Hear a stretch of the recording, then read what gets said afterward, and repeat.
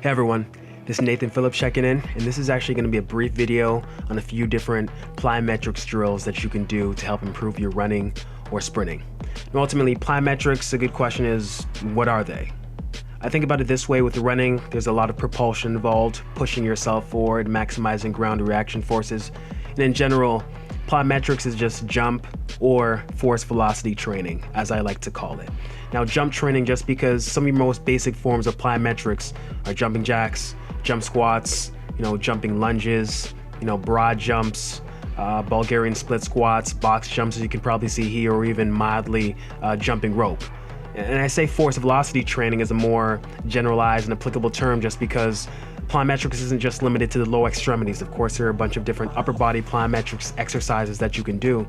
But when I say force velocity training, I say that because the intention is to produce a lot of force over a very short amount of time, regardless of the body part that you're working at the moment. Now, I recommend these exercises because a friend of mine who is predominantly a long distance runner, she needs to work on her stride mechanics, but the main thing is that her stride length has been progressively short for what it's worth. And one of the things that I notice is that when we're doing the box jumps, for example, she has very visually apparent heavy landings. When we're doing these things, some of those jumps, like we were using much lower boxes, as lower than I've demonstrated here, they require a little bit more effort than they should have required, and the landings sounded and looked pretty heavy. She just didn't have very much control. So normally when you're doing box jumps or a bunch of different plyometrics exercises, you want to have much lighter feet, especially when landing or from a step to step or bounce to bounce basis. Less so stomping and more of a, as I said before, light bounce. So for her, she needs to develop quite a bit of explosiveness, and this is something that a lot of runners and sprinters need to do as well, particularly in the calves, the gastrocnemius and soleus muscles.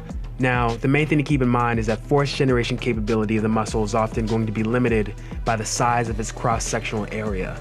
But what that means is that you're naturally going to be getting a little bit more force being produced by a muscle that's larger or that has larger muscle fibers at its expense. Now, if you train often enough, you should be able to increase the muscle size and relative strength as a product. I mean, that's ultimately going to be the goal, right? Why else would we train to just stay the same?